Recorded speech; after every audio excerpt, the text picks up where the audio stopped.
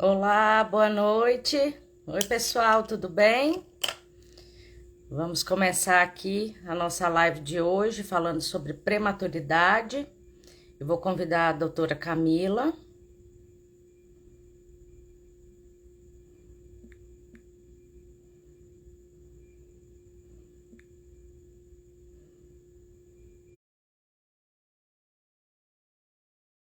Vamos entrando para a gente falar sobre prematuridade.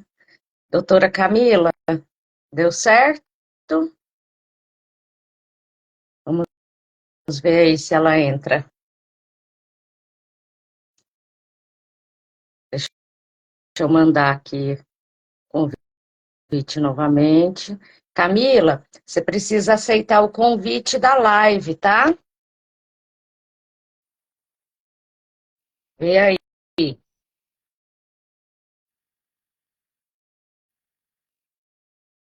Oi, gente, boa noite. Vamos entrando.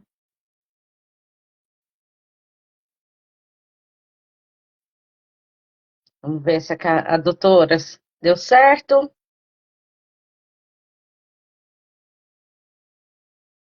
Vamos lá. Oi, pessoal. Deixa eu convidar aqui de novo a Camila, que não deu certo. Vamos lá.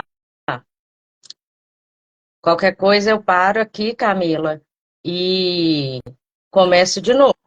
Olá! Ah, deu certo. Boa Isso, deu noite. certo. Boa noite. Como é que Boa estamos? noite. Tudo bem? Ótimo. Gente, eu tenho o prazer de ter a doutora Camila hoje aqui conosco, que é pediatra, e nós vamos conversar um pouquinho sobre prematuridade, formas de prevenir, de prevenção, e é isso. Vamos participar aí, quem tiver dúvida, manda para nós, tá? Camila, se apresenta para o pessoal. Olá, gente. Eu sou Camila Prudente, sou pediatra, atuo na área já há 10 anos, né? E agora estou aqui em Goiânia, já moro aqui em Goiânia há uns 6 anos. Sou uma pediatra humanizada, neurocompatível, faço os pré-natais aí bastante da Humaniza Gin, tenho esse contato, essa oportunidade com vários pais e mães, puérperas depois também. E atuo numa pediatria bem ampla, integral, de forma que eu possa atender uma família em conjunto. Que coisa boa, né, Camila? É um trabalho essencial e um trabalho lindo, maravilhoso, onde, como se diz, a gente começa o pré-natal e você dá o segmento nessa forma de trabalhar, uma forma mais respeitosa, uma forma menos invasiva e que busca a saúde e não a doença, né? Prevenção é o nosso lema. Isso. Camila, vamos começar assim, como se diria, vamos começar pelo começo. É, o que é prematuridade? Então, gente, prematuridade, hoje no Brasil nós temos um índice grande de prematuridade, cerca de 10% das gestações mundiais, de 10 a 15%, são crianças prematuras. O Brasil, infelizmente, hoje ocupa um ranking em 10º país aí de risco de prematuridade, de maior prematuridade, é um índice ruim, péssimo para nós, né? A gente vai falar um pouquinho por que isso está tão alto no Brasil. E prematuridade são todas as crianças que nascem antes das 37 semanas. Nós podemos ter prematuros tardios, que vão de 35 a 36 semanas, que às vezes as pessoas não entendem, nossa, mas prematuro existe e ainda existe um grau de prematuridade, né? Muitos pais, quando têm o prematuro na gestação, eles ficam meio que boiando em tudo isso, né? Então, nós temos prematuros moderados, que são de 32 a 35 semanas, e prematuros extremos, abaixo de 32, 28 semanas que nós temos aí. E gradativamente, de acordo com o maior extremo prematuro, maior as complicações, né? Então, a prematuridade se dá por nascimento de menor de 37 semanas, ou seja, 36 semanas e 6 dias, a gente já considera todos prematuros. Sim, e é importante essa classificação, tudo nosso, dos nossos protocolos, começam de acordo com a classificação, porque aquele bebê que tem 36 semanas, ele não vai se comportar igual um bebê de 28 semanas. Então, é por isso que a gente classifica, para a gente tentar errar menos. Nem sempre é acertar mais, é errar menos, né? E, Camila, nessa caminhada, como podemos prevenir um parto prematuro? Olha, Carita, o parto prematuro, ele pode ocorrer a prevenção antes mesmo da mulher engravidar. Nós temos que ver como são os hábitos dessa mulher antes mesmo de engravidar, como o uso de drogas, bebida, fumo, obesidade extrema ou magreza extrema. Então, essa mulher, antes mesmo de engravidar, ela pode prevenir a prematuridade, né? Doenças infecto-contagiosas e na gestação também. Muitas causas provocam a prematuridade, causas maternas, causas placentárias, causas maternas como pré-eclâmpsia devido à hipertensão, nós temos diabetes gestacional, infecções na puérpera também, uso de drogas, fumo, até quedas demais de mães que podem sofrer também prematuridade por riscos de quedas. E uma coisa muito importante que é o emocional. Estresse, depressão também pode aumentar o cortisol nessa mãe e levar a um risco de prematuridade. E causas placentárias também, que a Carita consegue falar muito melhor aí. Desnutrição intensa materna.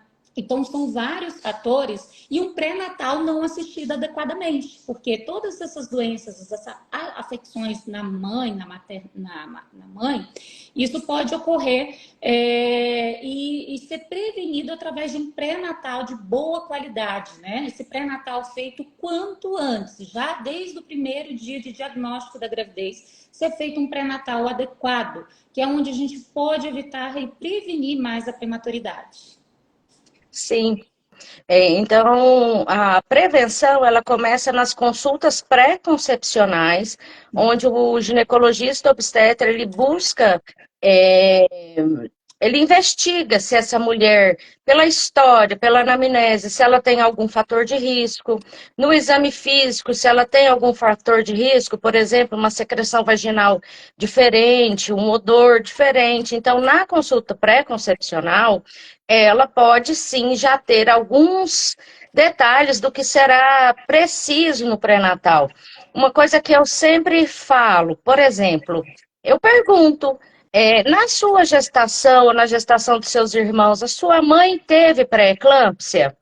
Porque só da nossa mãe ter tido pré-eclâmpsia, nós filhas temos 15% a mais de ter pré-eclâmpsia em nossa gestação. Isso a gente pode ser saudável, não ter nada, é só fator de risco por ser filha.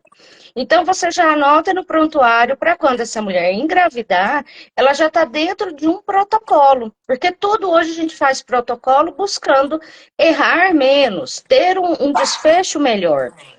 Quando essa Isso. mulher já chega gestante, você, a partir daquele primeiro momento, do primeiro contato, você também, de novo, vai fazer toda a história e procurar fatores de risco no quais ela pode, sim, ter um desfecho de um parto prematuro. Claro que a gente não consegue inibir 100%, a gente não tem essa capacidade, mas a maior parte das doenças são preveníveis, sim, que estão à frente do trabalho de parto prematuro.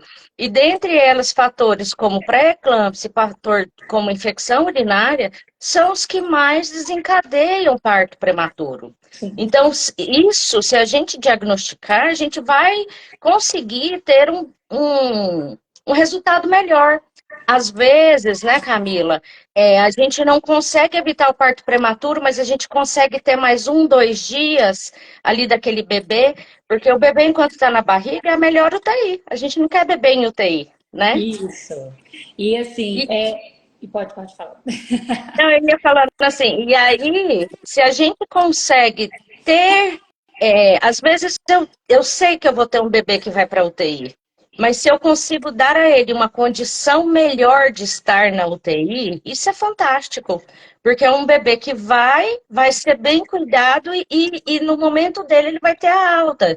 Diferente de um bebê, por exemplo, eu tenho uma mãe que fez uma sepse urinária, esse bebê nasce com sepse também, e vai ser um bebê mais grave na UTI, né? Sim, a gente tem todas essas repercussões, né? Uma coisa que eu quero falar também sobre a gravidez na adolescência, tá? É um dos riscos muito grandes de prematuridade que nós podemos ter.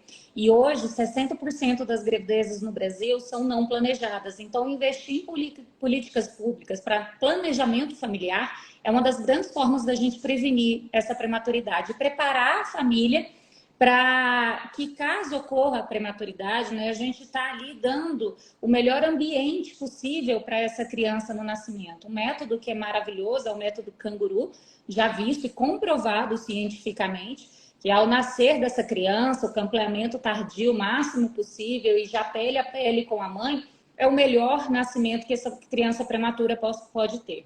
E nessa prevenção da prematuridade, nós temos também que dar atenção ao pai na consulta pré-natal, porque muitas vezes essa mulher grávida ela fica vulnerável a violências no meio familiar.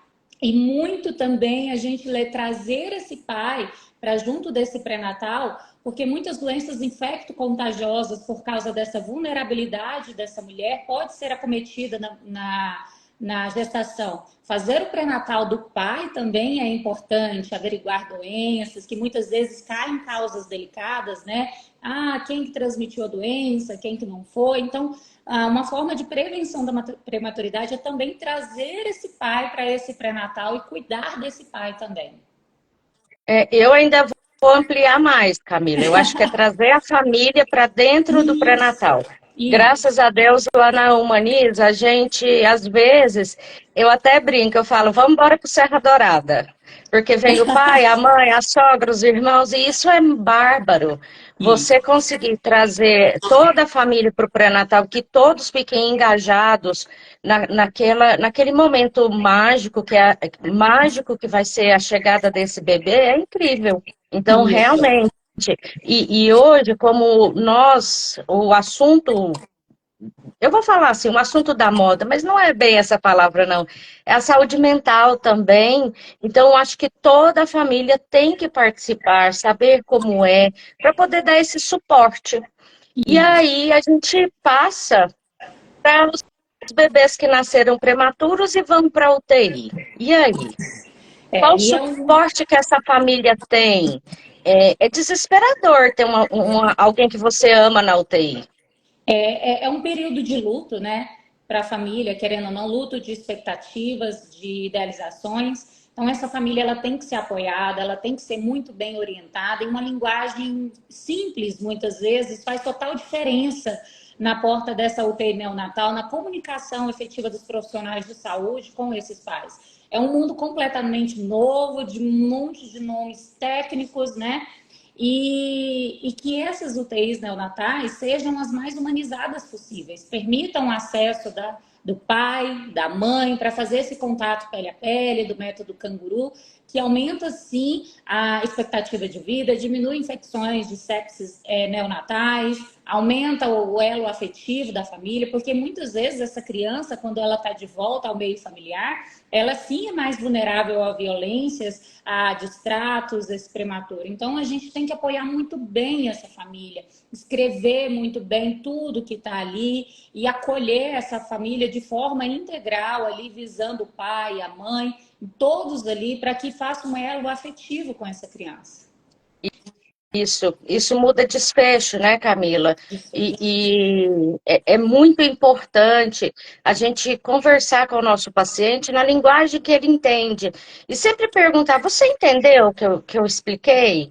Porque às vezes você fala, às vezes até para nós que é da área da medicina, entender algo de outra especialidade é muito difícil.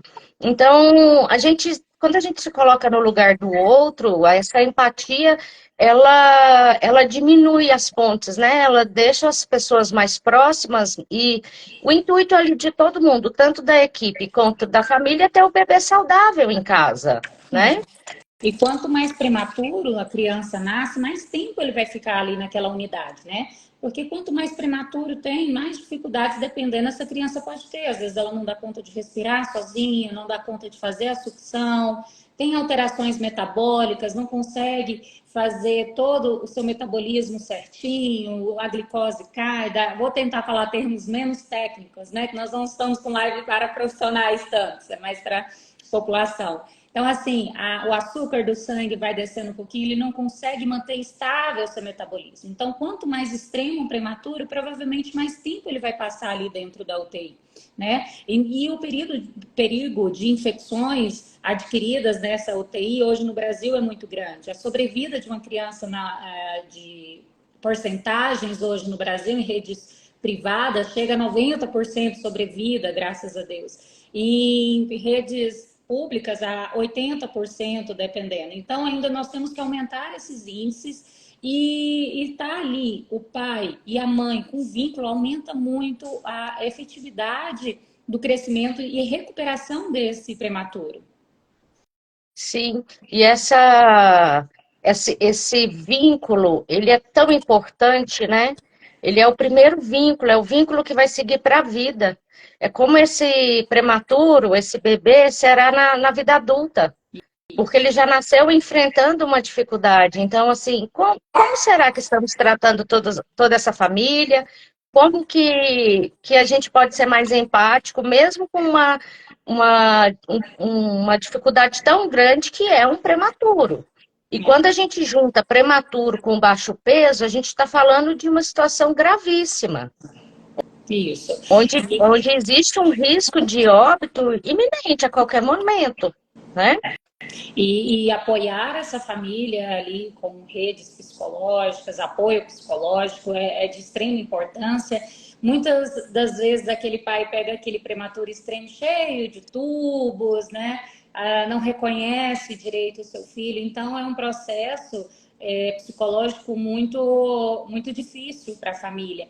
Você sai dali, você chega em casa, vê as coisinhas do prematuro e dá aquele luto, né?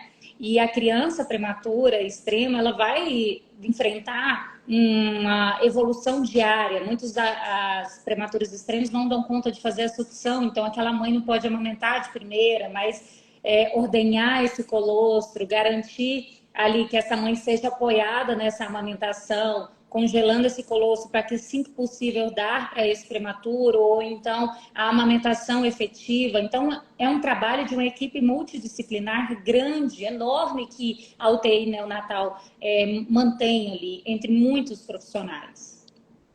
Sim, e essa equipe multidisciplinar, ela muda muito o desfecho. Eu vejo lá no hospital que eu trabalho, como eles são maravilhosos. E assim, eu não vou falar que a criança está cheia de tubo, não, viu? Eu vou falar que ela está cheia de acessórios. O Isso, bebezinho mudar a frágil linguagem é importante. Isso tá cheio de ressignifica muito. acessório, tá cheio de acessório, mas a família tá lá, aquela equipe vai com muito cuidado. Mesmo o bebê que está no respirador, eles colocam no colo, faz mãe canguru, faz o contato pele a pele. Gente, isso é importante demais. Você encostar, você sentir o cheiro, isso é nosso, é da Isso. nossa espécie, né? Isso, e ressignificar a culpa muitas vezes dessa mãe, porque a mãe fica pensando que a culpa é dela, porque ocorreu isso, a culpa é minha. 50% dos partos prematuros são sem fatores de riscos hoje no Brasil. Não tem uma explicação óbvia muitas vezes. Então, a mãe ela já se sente muito culpada. Então, nasce uma mãe, nasce um pai, nasce uma culpa. Ainda mais quando a criança nasce ali, vamos dizer, apressado para viver. Eu falo que eles têm pressa para viver. Então, nascem ali apressadinhos. É tão importante esse Novembro Roxo para a gente disseminar essas informações. E esse mês, a minha secretária, minha mão, meu braço direito, ela ganhou o bebê, foi prematuro, infelizmente, apressada demais para viver. E graças a Deus está evoluindo muito bem. Então, assim, eu estou lidando frente a frente, porque vai ser uma futura paciente minha, e assim, lidando de perto com a família, com a mãe. Então, assim, esse Novembro Roxo para mim esse ano está bem significativo. Ele é ficou marcado, né, Camila? Sim. E assim, uma outra coisa. Quando nós, profissionais da área da saúde, a gente lida com situações difíceis, nós temos que ter um jeito diferente de conversar com essa família, né? Como eu sou obstetra, por muitas vezes eu tenho bebês que vão para UTI, seja ele qual motivo for. E às vezes eu tenho que ser interlocutora da minha paciente ou dessa família, porque ela fala, doutora, eu fui lá na UTI e me falaram assim, tá grave. É, Eu falo, olha, sim, está, mas está na UTI, mas como é que estava ontem? Ah, não, estava assim, assim, e hoje? Melhorou ou piorou? Tá igual. Eu falei, olha, se tá igual, já tá melhor, porque não teve nenhum fator que modificou. Então, nós que estamos do outro lado, a gente faz muita diferença na vida das pessoas, em como a gente aborda o tema, em como a gente explica. E esse fator culpa eu vejo assim. Não é uma verdade absoluta, mas geralmente um bebê que chega prematuro provavelmente veio de uma cesárea. Então, essa mulher está inchada, com a barriga cortada, com dor, e fica na UTI o dia todo. Fica lá, fica. porque ela não consegue deixar um pouquinho o bebê. E eu converso muito com as minhas pacientes. Eu falo, olha, eu sei que está difícil, mas eu preciso que você descanse, que você durma. Senão, provavelmente, sua pressão não vai normalizar. Você não vai desinchar, você não está comendo, elas ficam sem comer, sem beber água. Então, esse fator orientar a família, olha, eu sei que está difícil, mas agora, eu sempre uso a linguagem quando a gente entra no avião, né? Primeiro a gente está passando por turbulência, coloca a máscara em você e depois em alguém que está do seu lado. Então, coloca a máscara em você, dorme, repousa e amanhã é um outro dia, você vai ter outra forma de agir, então você já está com menos dor, menos inchado, você consegue ver seu bebê e consegue ter um olhar mais positivo. Então, essa é uma dificuldade muito grande das É, pacientes, né? o acompanhamento psicológico dessa mãe, dessa família é indispensável, porque igual eu ouço de algumas mães, parece que eu estou deixando, parece que eu estou abandonando ele lá, estou deixando ele sozinho, né? E para a mãe entender é muito difícil, gente. Só quem sente na pele para poder entender. E entender que tem que se cuidar para preparar, porque quando essa criança ganhar onde você esteja bem, preparar essa amamentação que muitas vezes é importante, se é desejo da mãe, né, amamentar, nós temos isso, mas que vai fazer um benefício para a família. E depois dessa alta, e o segmento com essa família, não, ninguém larga a mão de ninguém, todo mundo fica aí junto. E Camila, esse bebê nasceu, foi um prematuro, foi para a UTI e teve alta. Quais os cuidados que a família deve ter com esse bebê em casa?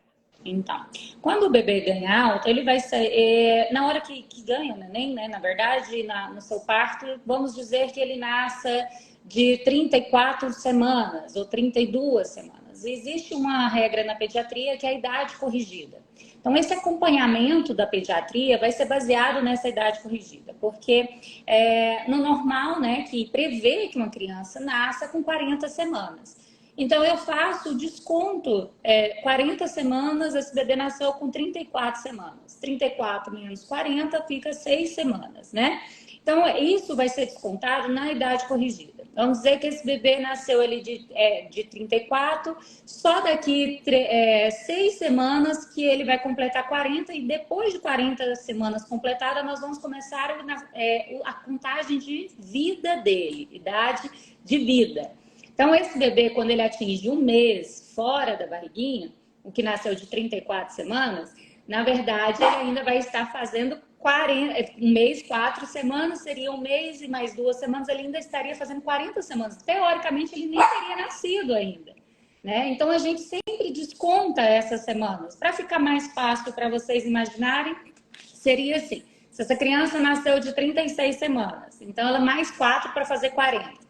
Então, tudo na vida dessa criança vai ser marco de desenvolvimento, introdução alimentar, tudo isso vai ser de acordo com a idade corrigida da criança. Doutora, mas ele tem 6 meses de vida, mas ainda não pode entrar com a introdução alimentar, ele tem que ser com 7 meses. Ah, mas ele sentou só com 6 meses. Olha, mas na idade corrigida, ele só sentou com 7 meses, mas olha, na idade corrigida ele sentou com 6 meses. Então é um trabalho que o pediatra tem, mas que é muito importante que os pais saibam disso. Por mais incrível que pareça, parece que chega muito no meu consultório e sem o pediatra descontar essa idade corrigida. E essa idade corrigida nós levamos em conta até 2 anos de idade. Que é quando as famílias falam, nossa, ganhei alta, cheguei aos 2 anos, agora vou ser uma criança normal na idade sem ser descontada. E esse acompanhamento, dependendo da prematuridade extrema ou não, nós temos que fazer suplementação de vitaminas, que essa criança não consegue repor, complementação, às vezes, de leite, se é uma criança que não consegue sugar ao seio ainda, um trabalho com uma equipe multidisciplinar, fonoaudiólogas, né? Muitas das vezes neuro e vários outros profissionais. E esse segmento dessa criança, às vezes, também depende de vacinas especiais. Então, cada criança, dependendo da sua prematuridade moderada, tardia ou extremo, vai ser um segmento individualizado para essa criança. Mas a idade corrigida tem que ser levada em conta. Isso, né? Então, novamente, nós usamos a classificação para poder errar menos.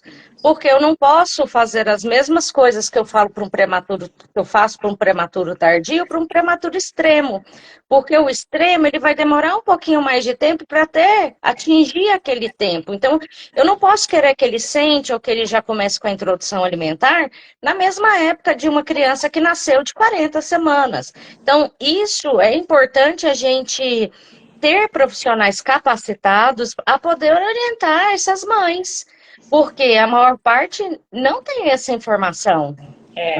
E essa suplementação vitamínica também é muito detalhada. A cada momento que a criança está, às vezes ele precisa de zinco, vitamina E, vitamina A, e tem que ser suplementada de acordo com a prematuridade, com o peso também, e ela vai modificando ao longo do tempo. Então é uma atenção muito grande que tem que ser dada. E outra coisa, Carita, quando a criança ganha alta da UTI, essa mãe muitas vezes fica perdida. E a gente vê mais isso em sistema público de saúde, né? Infelizmente. Tem que ser tudo escrito, tudo certinho, no preto e no branco, para que essa criança tenha um acompanhamento eficaz. O não acompanhamento dessa criança da puericultura adequada aumenta o índice de mortalidade, de disfunções dessa criança. Então, uma mãe e um pai, ela tem que ser muito bem orientada, deixar tudo escrito. Olha, daqui você vai passar daqui 7 dias no postinho, ou vai fazer consulta com o pediatra e vai seguir muitas vezes com o oftalmo, porque as crianças têm muitas alterações visuais, de problemas oftalmológicos ali que tem que ser visto, né, de perto, porque senão pode ocasionar perda de visão, alteração da visão, acompanhamento. Então tem que deixar tudo esmiuçado, escrito, bem orientado essa mãe. Sim, para que esse bebê ele cresça com saúde, porque senão o que vai acontecer, né? Ele não teve um segmento adequado. E aí, como que ele vai se desenvolver da maneira que precisa, né? Então, isso é muito importante. Infelizmente, nós não temos políticas públicas boas para que isso aconteça, mas nós podemos começar a mudar isso, nós mesmos no nosso consultório, não é mesmo? De forma que a gente oriente bem e apoie essa família, porque nós temos o melhor que nós podemos fazer é apoiar e informar, instruir essa família que muitas vezes nunca passou sequer na porta de um hospital, né? E a rotina dela familiar se torna muitas vezes exaustiva ali, de todos os dias, 2, 3 vezes ao dia na porta da maternidade, da UTI, NEO, né? Então, apoiar essa família, escrever, orientar, conversar, é muito importante para a sobrevida de qualidade desse prematuro. E os acompanhamentos multidisciplinares, um oftalmo, um otorrino, muitas vezes, uma fono, para que essa criança tenha melhor qualidade de vida. E muitas vezes, esse prematuro, eu falo que eles querem recuperar tudo que não ganhou na gestação, fora da gestação. Então, avaliar o ganho de peso é muito importante. Eu não posso deixar, muitas vezes, esse prematuro ficar ganhando tanto, rápido, tudo que quer ganhar ali, né? Porque isso vai influenciar na vida futura dele. Nós temos hoje, trabalhamos muito com epigenética. O que acontece nos 5 primeiros anos de vida reflete o resto da vida da criança na vida Da adulta, criança. né? Isso. E essa questão, Camila, que a gente sempre conversa, né, sobre o cortisol, Isso. sobre como essas crianças se desenvolvem, né? Elas podem ter uma alteração no peso das vísceras, né? Nessa exposição de cortisol. Pode pegar a pequenininha aí. Isso. Tá aqui querendo. Hoje ela tomou banho, tá toda afoita aqui, né, mamãe? Tô tentando aqui agilizar. Então, e cuidar da Estamos saúde. entre amigas, Camila, entre amigos. Pode pegar a bichinha aí e pôr no colo. Já vou colocar. Ela tá em briga com a outra aqui. Então, é muito importante, cara, a gente olhar para essa saúde mental materna e ver como é que está o psicológico dessa mãe, como é que é o psicológico prévio, o histórico psicológico, né? E ver como é que essa família está lidando com essa gestação, porque muitas vezes essa gestação ela já vem de risco lá do início. Então, não é uma coisa que às vezes, como ocorre às vezes uma pré-eclâmpsia, alguma coisa que é súbita, né? A gente já sabe que essa criança tem grandes chances, como os gemelares.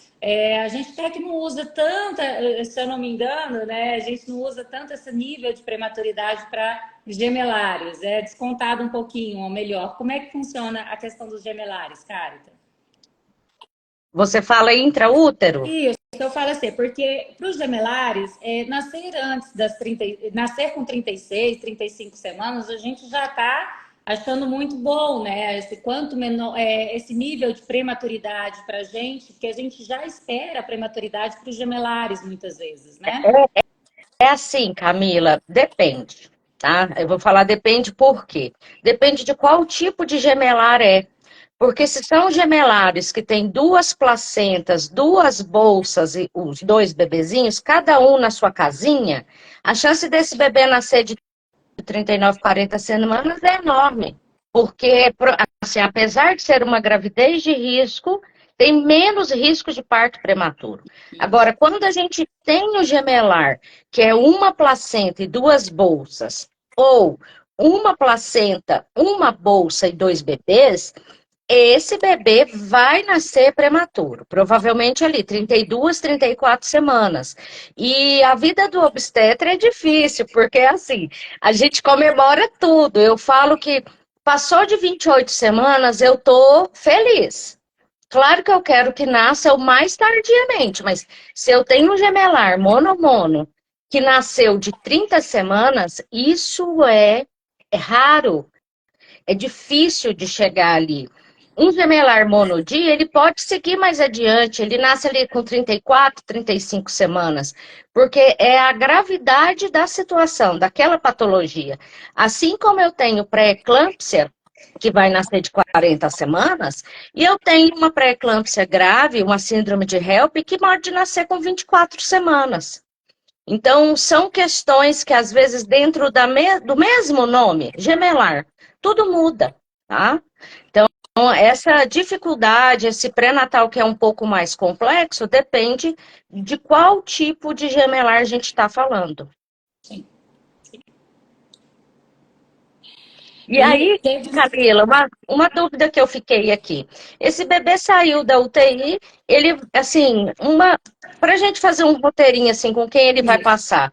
Com pediatra, oftalmo, fono, psicólogo, precisa de mais algum especialista que vá vê-lo? Olha, dependendo das as consequências que foi feito, que ocorreu essa prematuridade e a criança vai ficar com algumas sequelas, dependendo, né?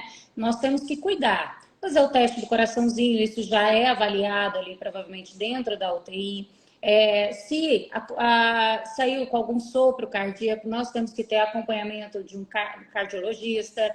Dependendo, alterações gastrointestinais, esses prematuros, eles têm algumas enterites, algumas dificuldades de metabolizar leites, e esses leites saem especiais, de fórmulas extensamente hidrolizadas ou sem lactose, ou fórmulas especiais, então às vezes tem que passar por um gastropediatra também. Então é um desenvolvimento, muitas vezes, que essa criança, por ficar ali muito tempo dentro da incubadora, ela não tem o seu desenvolvimento motor tão adequado, vai ter que seguir para uma fisioterapia, para dar continuidade no desenvolvimento melhor dessa criança, uma equipe multidisciplinar, mas muito individualizada. A gente faz aquele primeiro atendimento, vê quais as gravidades que essa criança teve dessa prematuridade, quais as consequências que ocorreu com essa criança, e dependendo desse acompanhamento individualizado, a gente vai dando seguimento. Graças a Deus, hoje em consultório, meus prematuros estão vindo com muito poucas sequelas. O encaminhamento, a gente tem um olhar diferenciado para que essa criança ressignifique tudo isso que passou ali naquela incubadora. São muitos aparelhos, muitos apitos. A gente tenta ressignificar com a família esse afeto agora que vai ter, porque a família fica muito triste, a mãe fica triste, poxa, ele está assustado, está estressado, e realmente é um ambiente muito estressante para a criança. E eu falo que é assim, é como se fosse um carro que passa ali num buraco e tudo, tem traumas, mas aí depois a gente vai fazer uma revisão. Então vamos ressignificar todos aqueles traumas com muita colo, muito afeto, muito carinho, para que essa criança gere o mínimo de trauma possível nessa criança. Acolher a história e tirar dela o melhor do propósito, né, Camila? Agora, uma outra coisa que eu fiquei pensando aqui. Esses bebês de UTI, eles precisam de segmento com nutricionista?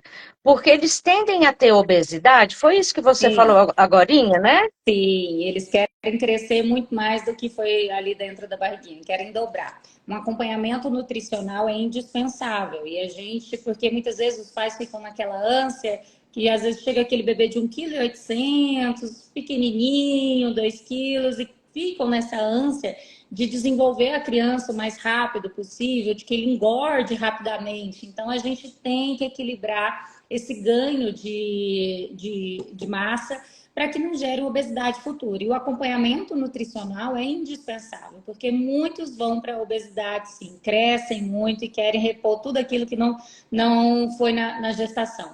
E acompanhamento nutricional, muitas vezes é necessário, de vitaminas, de minerais, para um desenvolvimento ósseo, para um desenvolvimento muscular e cerebral adequado. Falando do desenvolvimento cognitivo, Camila, além da parte nutricional, você trabalha com terapia ocupacional? Sim, a terapia ocupacional, muita gente tem um certo preconceito, né? Porque a gente manda para terapia ocupacional, mas fala, mas meu filho não tem TEA, porque parece que hoje em dia quem faz terapia ocupacional é só quem tem. Só que a terapia ocupacional, gente, ela visa todos os sentidos, né? Equilíbrio, visão, afetivo, sensitivo, motor da criança. Então, dependendo do nível de prematuridade, como essa criança está se desenvolvendo, que a gente avalia isso em consultório, né? Eu coloco lá no chão, vejo se está rolando, se tem tudo, eu demando muito tempo para avaliação motora da criança no meu consultório. Tanto que o novo consultório agora nem mesa vai ter. É só a gente, chão e sofá, mais ninguém. Eu quero todo mundo no chão para ver, porque a menina é criada no chão. Então, dependendo do desenvolvimento dessa criança, sim, é muito importante a terapia ocupacional para o desenvolvimento dela. No meu consultório, eu sempre falo da terapia ocupacional com meus pacientes, principalmente para as mães de bebês prematuros. Mas eu também, desde que eu conheci a terapia ocupacional, eu indico para todos os pacientes, porque eu conheci numa dificuldade que foi um familiar que teve um acidente vascular cerebral. E aí eu tive contato com a terapia ocupacional e eu achei bárbaro. Eu achei assim, eu falei, cara, que coisa Incrível! incrível. E Tem aí, crianças assim. quando eu comecei a ler sobre, ver trabalho, ver como era, eu falei assim, todo mundo merece isso, porque muitas das vezes a gente fica dentro de uma bolinha, assim, e a gente não consegue enxergar que existem outras formas da gente lidar com situações, não é mesmo? E a terapia ocupacional, quando a gente tem esses bebês pequenininhos, ela é fantástica, a gente vê o desenvolvimento dia a dia, né? Isso. A osteopatia também, Carita. Eu trabalho muito com osteopatas. É prematuro, gemelar, todo mundo vai passar pelo osteopata. Ah, mas doutora, não tem nada. Eles acham coisas ali que às vezes a gente não entende por que que não está levantando mais um bracinho de um lado, o pescocinho mais do lado, às vezes não chega a ser um torcicolo, mas chega a ser algumas tensões, um refluxo a mais, que a gente não vê muita causa patológica, mas às vezes um tórax, um diafragma que está mais comprimido pela musculatura. Então eu falo assim que osteopata, psicólogo, todo mundo tinha que fazer uma vez por mês, porque te solta, te libera e é muito bom para essas crianças prematuras, tá?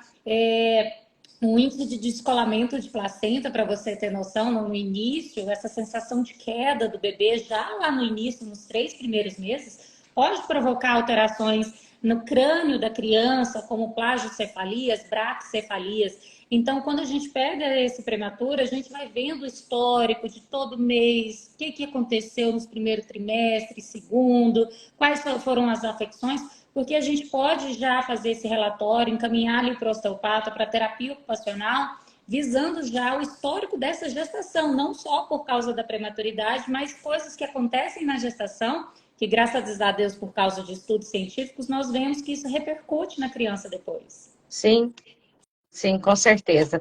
Camila, estou olhando aqui o horário, a gente já está mais que estourada. Deixa uma mensagem bem bonita para Olha, a gente que nós estamos aqui. Eu vou só complementar assim: o mês de novembro, especialmente o dia 17, é o mês que a gente. É um dia, né, da sensibilização dos prematuros. A mensagem desse ano é que todo bebê prematuro merece Golden Hour. sim, Isso muda muito, muda como a família vai se sentir com o bebê, muda como esse bebê vai se sentir em relação à sua família, muda como a equipe médica assiste as suas famílias. Eu acho esse momento o grande encontro de almas, de pais e filhos, ele é fantástico. Esse imprint, aquele momento. E isso a gente vai deixar marcado nesse bebê para sempre, né? Então, sim. deixa a sua mensagem. A Golden Hour não é mimimi de parto humanizado. Ela é preconizada pela Sociedade Brasileira de Pediatria e Organização Mundial de Saúde. É um direito que vocês têm, tem que colocar no plano de parto de vocês. É um vínculo afetivo que já constrói ali do nascimento na primeira hora de vida. Não é uma tirada de foto, não é 20 minutos, não é 15 minutos, é 1 hora em cima da mãe. Isso pode ser feito em partos cesáreas e parto normal. E o vínculo da família já começa ali. Essa Golden Hour também pode ser dividida com o pai e com a mãe, porque o que adianta da criança ter a primeira microbiota ali da pele, que se for de panos hospitalares, ela pode ter a da mãe. Então, que toda a equipe que trabalhe com as grávidas, com puérperas, sejam mais humanizadas, respeitadas, que essas famílias possam ter maior apoio psicológico desde o pré-natal, que o pai possa participar mais das consultas pré-natais, que mesmo, às vezes a gente vê só uma cadeira ali no postinho de saúde, trazer esse pai é importante e assegurar essa família o apoio psicológico e que nós, profissionais de saúde, tenhamos mais empatias e falar a língua dos pacientes de forma clara, objetiva e reconfortante com muita empatia.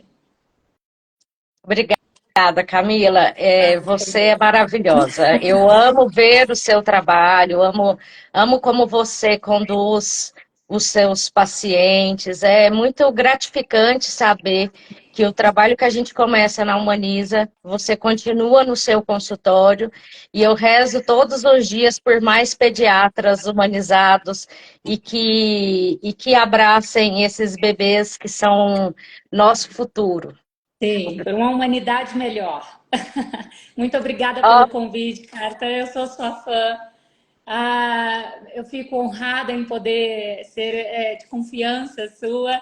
É muita admiração recíproca, tá?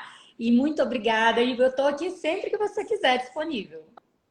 ótimo. Pessoal, obrigada pela participação. Compartilhem essa live. Vamos espalhar informação de qualidade. Um beijo, um abraço, boa noite, boa Boa semana. noite. Até mais.